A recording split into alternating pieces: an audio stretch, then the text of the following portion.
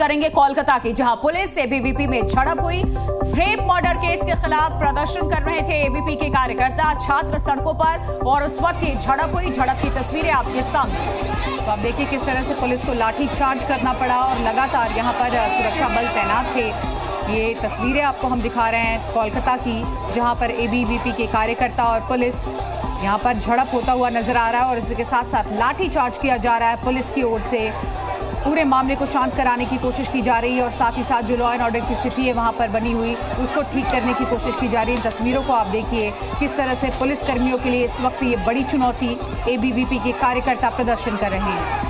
तो ये पश्चिम बंगाल की सड़कों की तस्वीर आप देख रहे हैं। स्वास्थ्य भवन का घेराव करने के लिए अखिल भारतीय विद्यार्थी परिषद के जो छात्र हैं, कार्यकर्ता हैं, समर्थक हैं, वो निकले थे और इस तरीके से प्रोटेस्ट हुआ। और इस वक्त दो संवाददाता हमारे साथ जुड़ चुके हैं। पश्चिम बंगाल से हमारे संवाददाता चंदन सिंह हमारे साथ जुड़े हुए हैं। और सबसे पहले चंदन, मैं आप ही का रुख कर रही हूँ क्योंकि पश्चिम बंगाल की हम बात कर रहे हैं, वहां की तस्वीरें हम दिखा रहे हैं कि किस तरीके से एबीवीपी के कार्यकर्ता सड़क पर उतरे। स्वास्थ्य भवन का घेराव करने के लिए पुलिस ने रोका तो प्रदर्शन, दूसरी तरफ डॉक्टर भी स्ट्राइक पे लगातार।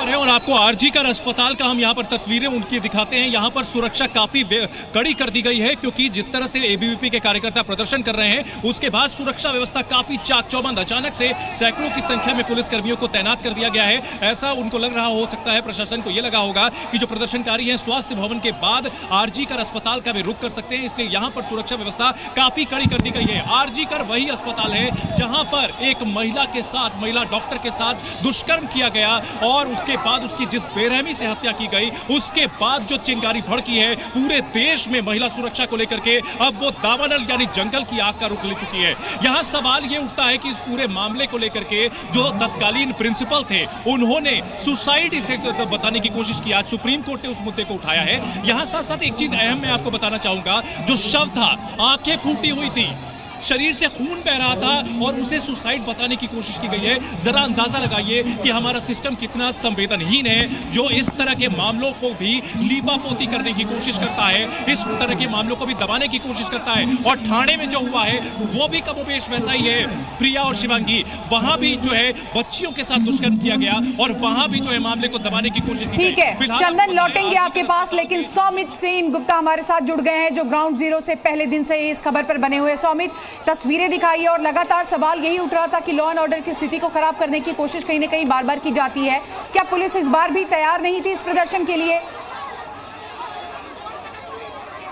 पुलिस तो तैयार थी और भारी मात्रा में यहाँ पर मौजूद था पुलिस और रैपिड एक्शन फोर्स, लेकिन फिर भी जब एबीवीपी के समर्थक जब यहाँ से होते हुए जिस जगह पे मैं हूँ इस वक्त, यहाँ से होते हुए ये इंदिरा भवन के सामने का रास्ता जगह है, यहाँ से स्वास्थ्य भवन की तरफ जब जाने की कोशिश किया जा रहा था एबीवीपी के समर्थकों द्वारा, उस समय उन्हें रोका गया। उनका कहना है, एबीवीपी के समर्थकों का कहना है कि वो शांतिपूर्ण प्रोटेस्ट के लिए वो स्वास्थ्य भवन की तरफ जा रहे थे। स्वास्थ्य भवन पश्चिम बंगाल सरकार का हेल्थ डिपार्टमेंट का हेडक्वार्टर है, वहाँ पर वो लोग जाने की कोशिश कर रहे थे, लेकिन अचानक पुलिस उनको रोका और उनके ऊपर फोर्स अप्लाई किया गया। हालांकि सुप्रीम कोर्ट ने बताया कि जो लोग शांतिपूर्ण प्रोटेस्ट कर रहे हैं उनके प्रति भी पुलिस को भी धैर्य बरतना है, लेकिन पुलिस की तरफ से आज भी हमने देखा कि कुछ लाठी चार्जेस भी हुई, कुछ लोगों की गिरफ्तारी भी हुई। अभी सबको यहाँ से बिल्कुल ये मामला देखिए बढ़ता जा रहा है। पश्चिम बंगाल से ये खबरें सामने आई हैं जहां एबीवीपी आज इस तरीके से स्वास्थ्य भवन का घेराव करने जा रही थी, प्रशासन ने उन्हें रोका। सुप्रीम कोर्ट में पैरेलल सुनवाई चली आज, तो कोर्ट के 8 तल्ख सवाल। सबसे पहले लड़की की मौत को सुसाइड को क्यों बता दिया गया पहली दफा में कि हत्या है या आत्महत्या है? जांच भी नहीं हुई, इसको अपने आत्महत्या करार कैसे दिया?